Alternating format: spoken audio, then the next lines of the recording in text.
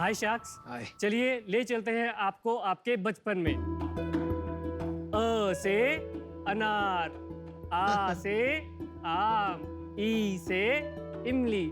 पर बच्चों को इन शब्दों को इमेजिन करने के लिए उनकी किताबों में दिया जाता है बस एक 2D photo.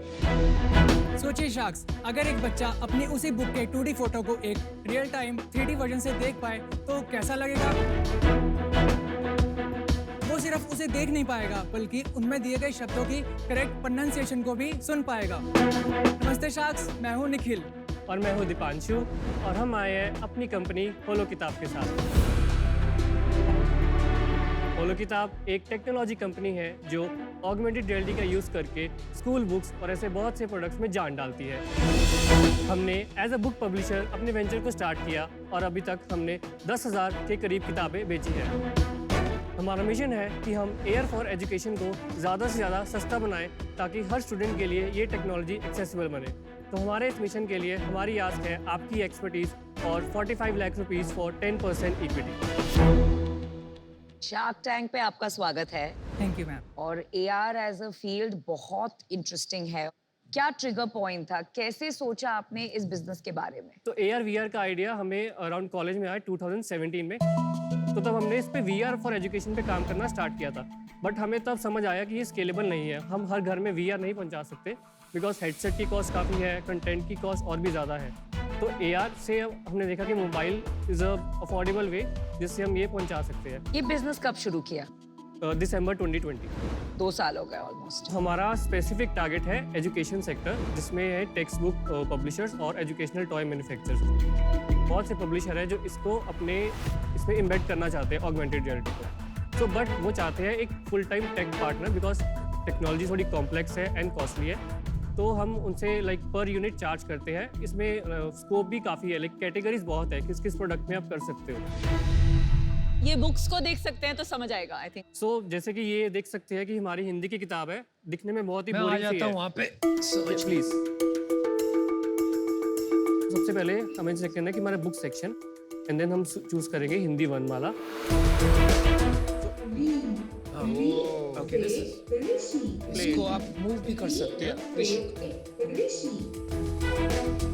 You can change the page. बहुत अच्छा। औ से औरत, अरे अंगूर, बहुत अच्छा है। अब सही, अब समझ में आ रहा है आपका। Thank you. Say AR as a service service है। बहुत सारे हैं प्लेयर्स इन द मार्केट। तो आपका यूएसपी क्या है और आपके विचार क्या है अबाउट कंपटीशन? या अभी एज अ सर्विस में हम देखेंगे तो बेसिकली हम उसको अपनी ऐप में लिंक करते हैं। हम उनको आउटसोर्स नहीं करते हैं कि आपकी एक बार ऐप बनाकर हमने दे दी और छोड़ दिया। तो जितना भी जैसे ग्लोब है, ये भी it's a partnership with a Delhi based company. तो ग्लोब भी हमारी ऐप के अंदर ही एम्बेडेड है। सो मैं बताता हूँ इससे अफोर्डेबिलिटी कैसे आ रही है। Just one of the competitor एक सिमिलर काइंड ऑफ ग्लोब है, नॉट दैट मच। तो उसका MRP है 2000 रुपीज़। बट हमारे सर्विस बेस्ड मॉडल की वजह से हम उनसे पर यूनिट सिर्फ 100 रुपीज़ चार्ज कर रहे हैं। तो उसकी कॉस्ट 40 to 50% रिड्यूस हो गई है because they are not investing the amount जो इसको बनाने में लगेगा, ना ही इसकी मेंटेनेंस में लगेगा। वो सब हम हैंडल करते हैं। आप एक टेक आउटसोर्सिंग सैस कंपनी हो, सर, हमें इंसिडेंटली वो ऑगमेंटेड रियलिटी में। Yeah. तो अभी तो प्रॉफिटेबल होगा बिजनेस। नहीं सर, एक्चुअली हमने जो अपना सर्विस बेस्ड मॉडल है वो लाइक अराउंड 2 मंथ्स पहले ही स्टार्ट किया है, जिससे हमने अपना फर्स्ट कॉन्ट्रैक्ट जैसे ग्लोब है जो हासिल किया है।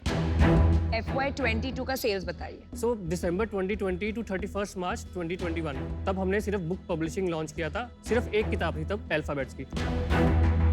तो तब हमारा सेल्स था 2 lakh rupees and from the previous financial year हमने 3 किताबें और लॉन्च की। तो तब हमारा सेल था 10 लाख रुपीज़। और अभी के लास्ट के 5 महीने लेकिन क्योंकि बुक पब्लिशिंग में ये थोड़ा ऑफ सीजन रहता है, तो ये था 3 लाख रुपीज़। तो आप तो प्री रेवेन्यू हो गए ऑलमोस्ट। या यू कैन से। ये सर्विस मॉडल का कॉन्ट्रैक्ट वैल्यू कितना है? ये जो नया डील हुआ है Yeah, ना, आपका yeah, दिल्ली में जो आप बोल रहे Yes, हैं, yes, इसका yes. वैल्यू So- कितना है over what time? It's like 4 to 5 year contract और कि एक साल में कितना ग्लोब बिकेगा उस पर है। पर globe 4000 to 5000 each year is like almost final. लेकिन 100 रुपये ही मिलेंगे आपको इसमें से। या तो it's like 4 lakh to 5 lakh per year पर प्रोडक्ट हमें मिल रहा है। सो समझ गया। डिपेंड करता है हम 1-2 साल में कितने प्रोडक्ट्स और ऐसे ऐड कर सकते हैं। कुछ हमारा जो कॉस्ट आता है बनाने का वो लाइक हमारा फर्स्ट ईयर में ही रिकवर हो जाएगा. सो नेक्स्ट ईयर सिर्फ मेंटेनेंस कॉस्ट आएगा and we can enjoy good margins. जैसे अगर कोई मैं मैन्युफैक्चरर होता और मेरी एक बुक होती, अगर मेरी कोई जनरल बुक है, मैं 60 रुपए में बेच रहा, तो अगर वो 3D डाल के वो कितने की बिकेगी? मैन्युफैक्चर से 10% से कम चार्ज करते हैं for service that we are providing. MRP अगर 60 रुपीज़ है तो मे बी मैक्स हम 6 रुपीज़ आपको पर बुक चार्ज करेंगे. लेकिन बॉस मार्जिन्स पे और प्राइसिंग पावर पे हमेशा प्रेशर रहेगा. मैंने एक ऐसी कंपनी में इन्वेस्ट की थी एंड अल्टीमेटली वो हर साल रिन्यू होता था कॉन्ट्रैक्ट और वो कम हो जाता था उनका मार्जिन, क्योंकि वो टेक्स्ट बुक वाले के पास इतना बार्गेनिंग पावर है क्योंकि उसने मार्केट कॉर्नर करके रखी है. धीरे धीरे करके वो VR कैपेबिलिटीज भी ले आएंगे, 2 लोग को हायर कर लेंगे जो बैठ के कंटेंट बनाएंगे, क्योंकि उनका काम ही वो है. आपके मार्जिन्स पे प्रेशर बना रहेगा because you are a service provider. How will you solve that? So जैसे हम बताया कि हमारी विजन लाइक सिर्फ B2B नहीं है, लाइक एक ब्रांड नेम डेवलप करना चाहते हैं इन स्टूडेंट कम्युनिटी.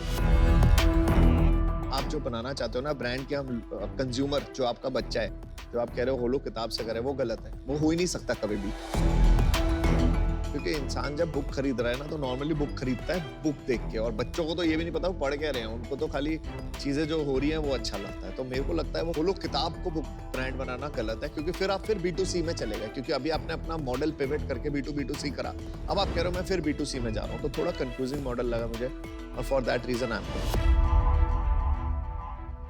इसमें आपकी 2 चीजें हैं, एक तो ये बहुत अर्ली है, दूसरा कुछ डिफेंसिबल नहीं है, और इसीलिए मुझे लगता है अभी ये इन्वेस्टेबल बिजनेस नहीं है. ये अच्छा प्रॉफिटेबल बिजनेस होगा, आपको इसको स्केल करना चाहिए.